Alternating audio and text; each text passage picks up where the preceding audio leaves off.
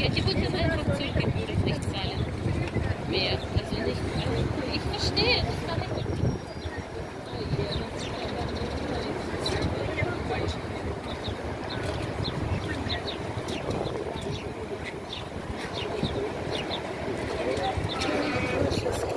Ja, die hat, das war nicht so gut. Und deswegen muss